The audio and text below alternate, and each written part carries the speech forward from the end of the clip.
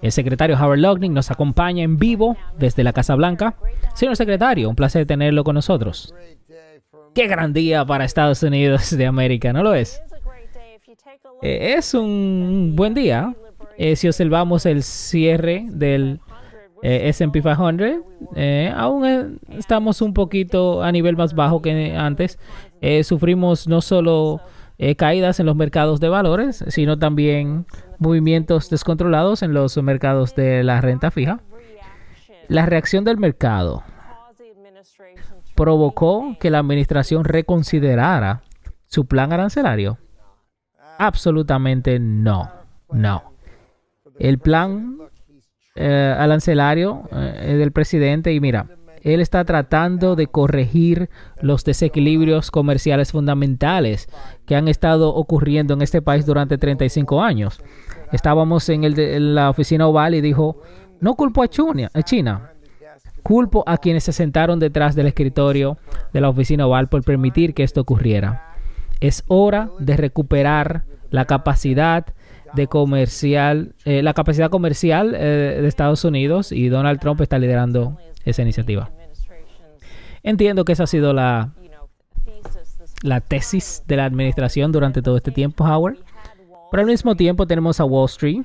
Sus antiguos compatriotas salieron a aumentar las probabilidades de una recesión y a reducir los precios en objetivo general. ¿Hubo algún elemento de esa retroalimentación que se considerada? Porque algunos postulan que si el señor Trump y la administración realmente escucharan a Wall Street, analizaran la reacción de los mercados financieros y los mercados globales, encontrarían consuelo en lo que está haciendo la administración. Mira, el presidente dejó claro que tiene que restablecer el comercio. Tiene aliados y enemigos, tantos amigos como enemigos. Entonces, lo que sucedió es que hay tantos países que quieren hacer tratos con nosotros que simplemente no es posible hablar con todos. ¿Sabes? Son más de 75 países que vienen y quieren rehacer el comercio y que están analizando detenidamente sus reglas comerciales, sus barreras comerciales no arancelarias, sus aranceles, sus subsidios, su manipulación monetaria.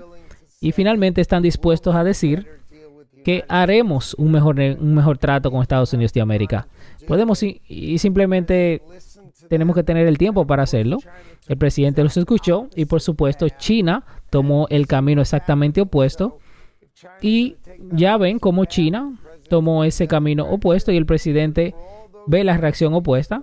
Pero todos aquellos países que querían llegar a un acuerdo con Estados Unidos y asegurarse de crear un modelo comercial justo para Estados Unidos, el presidente Trump está listo y dispuesto para reunirse con ellos y llegar a un acuerdo. Y esa es la situación en la que nos encontramos ahora. Según informes, se ha reunido con varios directores ejecutivos de bancos de los últimos días y todos expresan sus reservas de cómo estaba desarrollando la política y su impacto en los mercados. Y tengo curiosidad porque usted también ha desempeñado ese papel no hace mucho. ¿Crees que una pausa de 90 días haría que las empresas reanuden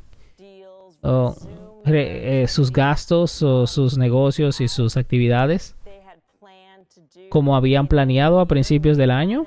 O sea, es decir, ¿es eso suficiente para animarlas a retomar el rumbo? Yo creo que es claro. La gente quiere venir y construir fábricas y relocalizar su producción en Estados Unidos. Por eso el presidente habla de enormes compromisos de construir en Estados Unidos para que las empresas regresen a los Estados Unidos. De hecho, estos países entienden que era hora de replantear su forma comercial con Estados Unidos y dejen de hacer negocio con China. Las empresas estadounidenses hacen negocio aquí. Por ejemplo, Walmart retirando sus previsiones. ¿Usted cree que una pausa de 90 días le dará a las empresas la confianza suficiente para ofrecer una orientación que les asegure cómo planear sus negocios para el año, las plantillas, gasto capital, etcétera? Yo creo que es importante que las empresas entiendan que los países con los que hacen negocio importa. Si hace países con China o países que básicamente son representantes de China, tendrían que lidiar con el hecho de que el presidente Trump no cree que no se esté tratando correctamente. Pero si haces negocios en otros países, debes comprender realmente el país en el que operan y comprender su relación y presionarlo para que se acerquen o para que se aseguren de que Estados Unidos la relación con Estados Unidos sea justa y correcta, y eso será bueno para los negocios. Así que verás el mayor conjunto de anuncios de empresas que construirán en Estados Unidos, y por supuesto que construirán en Estados Unidos. Eso es lo que está sucediendo y lo sentirán en toda esta gran nación. La gente construirá en Estados Unidos y la creación de empleos en Estados Unidos será fantástica. Solo tienen que dejar que Donald Trump conduzca el auto, conduzca el barco, el avión, como quieras llamarlo. Donald Trump está en el mando. Él entiende cómo hacer esto y nadie podría hacerlo mejor. Y eso es lo que el mercado le dijo hoy. Entendí que dudaban de él, entendí que estaban inseguros, pero eso es lo que pasa. Nunca apuestes en contra de Donald Trump. Señor secretario, la administración cree que cada déficit comercial, por definición, significa que nos están estafando o perdiendo. Pues yo diría que a veces podríamos estar siendo estafados, pero un déficit comercial en sí mismo no significa que estamos perdiendo. Y por cierto, sé que usted sabe esto. Somos el 5% de la población mundial, el 30%, pero el 30% del PIB mundial. Así que es muy difícil decir que nos están estafando por completo, ¿no? Bueno, lo que pasa es que tú tienes que considerar cosas como Europa, ¿verdad? Su población es mayor a la de nosotros, su PIB es menor al nuestro, porque tienen que tener un comercio en exceso de 235 mil millones de dólares con nosotros. No es porque hay un déficit con Europa, no es el costo de producción ni el marco regulatorio, son iguales. ¿Y por qué no tenemos ese balance? Porque no son justos con nosotros y eso debe abordarse. Lo que ocurre es que en todas partes los líderes de Estados Unidos se inmutaron ante la llegada de algún país y lo utilizaron como plataforma para hacer negocios en Estados Unidos. O sea, es decir, ¿por qué Europa hace tanto negocio con China? Porque básicamente se trataba de un arbitraje arancelario. Vendían a Europa y las empresas europeas luego los vendían a nosotros. La idea es terminar esto. Llamémoslo como es. Empresas chinas que hacen negocios a través de China, a través de Vietnam, a través de Tailandia, las que hacen negocios a través de Malasia. Tenemos que abordarlo realmente como es y decir que queremos un comercio justo. Queremos ser tratados de la forma que merecemos ser tratados. Y eso es lo que está pasando ahora.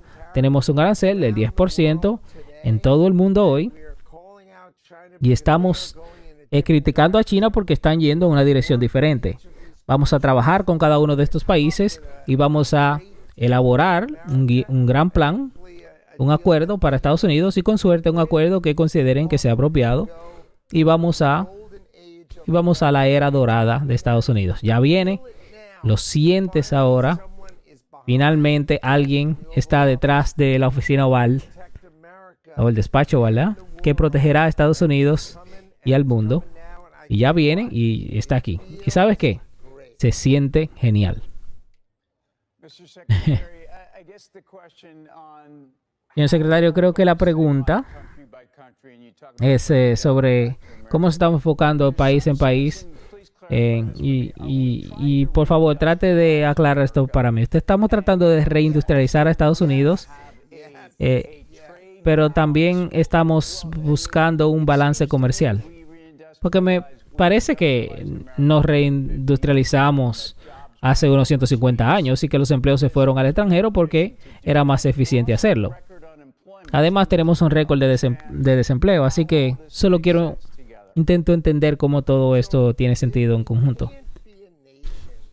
No podemos ser una nación que lo inventa todo y lo construye en otro lugar.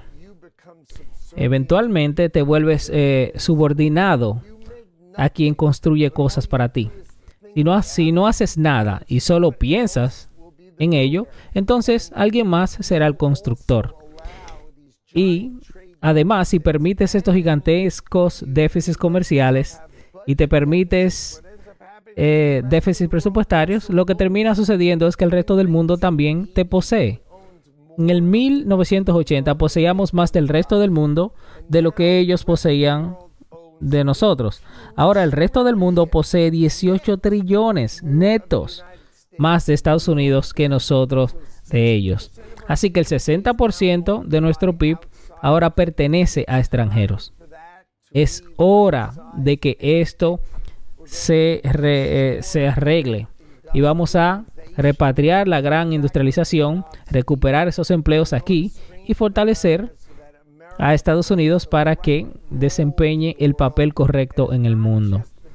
No es solo que somos el mayor consumidor, que gasta más y finalmente es propiedad del resto del mundo. Eso simplemente no va a suceder. Mis nietos tuvieron un gran día hoy, porque mis nietos tuvieron un gran día cuando Donald Trump fue elegido como presidente. Y eso es lo que está cambiando. Es Estados Unidos a largo plazo. Y alguien tenía que hacerlo. Y usted se está sintiendo que eso es lo que está sucediendo ahora. Cuando hablas de reindustrialización, señor secretario, ¿qué quieres que se fabrique aquí? O sea, ¿cómo lo imaginas? ¿Cómo imaginas esa economía manufacturera del futuro? Estamos hablando de recuperar textiles, camisetas, tenis, zapatillas o tenis. O sea, artículos para el hogar, electrodomésticos. O sea, ¿qué? Porque alguien argumenta que esos son bienes de menor valor y que quieren que se fabriquen en el extranjero para que Estados Unidos pueda fabricar cosas de mayor valor. ¿Y quién va a trabajar ese puesto? Ok, vamos a pensar en esto. Tenemos TSMC. Cuando piensas en los semiconductores, cada botón que presionas significa que tiene un chip. Tal vez no tenga el chip más nuevo que está en el iPhone, pero es un chip antiguo. Tu horno, microondas, tu refrigerador, tu despertador, todo tiene un chip. Y ese chip se fabrica en Asia. Taiwán fabrica prácticamente todo. Taiwán está a 81 millas de China.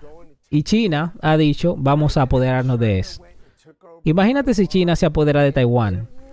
Y todo lo que queremos producir, que tiene un botón, que tiene un enchufle, ahora es propiedad de China y no tenemos nada. Es indignante que hayamos permitir que ese sea. Sí, yo entiendo el argumento de seguridad nacional, pero no hay ningún argumento de seguridad nacional. ¿Solo tienes algún problema con los productos farmacéuticos? ¿Qué tal problemas con productos aluminio y acero? Necesitas todas estas cosas. Y lo que pasa es que tienes que abordarlo en bulk, a gran escala. Debes abordar el hecho de que no podemos vender un auto en Japón, Corea o Europa. Es descaradamente injusto. En algún momento, nuestra economía, nuestros agricultores, deberían poder vender maíz o nuestras carnes. Nuestros ganaderos deberían poder venderla. Tenemos que lograr que el mundo deje de aprovecharse de nosotros con 1.2 trillones de dólares y que nuestra economía se desate y sea libre. Y finalmente liberar a nuestros agricultores, quienes no tienen idea lo que significa tener todo un mundo para venderles. Nuestros ganadores, nuestros mariscos, nuestros pescadores. Todos estos serán cambios fundamentales. Por eso es que Donald Trump dice, hagamos a Estados Unidos grande de nuevo. Por eso dice, regresen la era o la época dorada. Está permitiendo que Estados Unidos venda sus productos al mundo. Solo nos los estamos vendiendo a nosotros mismos, en realidad. Y tenemos un déficit de 1.2 trillones de dólares, lo que significa que todo el mundo nos vende a nosotros y a nosotros no se nos permite venderle a ellos. ¿No te parece eso injusto si tienes un negocio? ¿No te parece injusto? Pero cuando él desate Estados Unidos al resto del mundo y obtenga comercio justo con el resto del mundo, el PIB de Estados Unidos crecerá, nuestros empleos explotarán, mejores empleos que mejores pagos. En ese punto, no deberíamos estar creciendo nuestro PIB al 2%. Deberíamos estarlo creciendo a 4, 5, 6%. Y nadie lo ha pensado. Y nadie jamás lo ha tratado. Y eso es lo que estamos haciendo aquí. Eso es lo que Donald Trump está haciendo. Y todos nosotros, quienes trabajamos para Donald Trump, somos sus portavoz, pero él es el conductor. Así que no se confundan. Donald Trump es el conductor de la política que autorizó. El otro día autorizó negociar, autorizó ayer y presentó esta política hoy. Y la política que viene. Bueno, ahí se corta esa entrevista. Y eso es muy interesante. Algo que yo quiero que se entienda. Porque hay personas que dicen, siempre tienen el argumento de, bueno, tú tienes un déficit con tu tienda o tu supermercado cuando tú le compras a ellos. Algo importante que el secretario de Comercio dijo aquí, y es que eventualmente el mundo es dueño tuyo. Ahora mismo, dice cuánto, 18 trillones de dólares, el mundo es dueño de Estados Unidos. Cuando él dice eso, ¿ustedes saben a qué se refiere? Tengo que investigar porque tiene mucho que ver con los bonds. Por ejemplo, cuando los Estados Unidos dice que tiene una deuda, ¿verdad? Tiene una deuda. ¿A quién es que le debe Estados Unidos? ¿A quién le paga? Ustedes me están entendiendo. Cuando dice, la deuda continúa subiendo. Cuando hay una deuda, tiene que haber a quién le estás tomando los Estados Unidos prestado. Cuando los Estados Unidos, la deuda aumenta, lo que quiere decir que ellos tienen que crear lo que le dicen bonds, como esos bonos, ¿verdad? Y eso es lo que hace es realmente el Tesoro de los Estados Unidos, que vende esos bonds al mundo y el mundo compra la deuda de los Estados Unidos, ¿verdad? Como quien dice, ok, está endeudado, pero yo confío en que Estados Unidos va a pagar, ¿tú me entiendes? Así que yo voy a comprar tu deuda.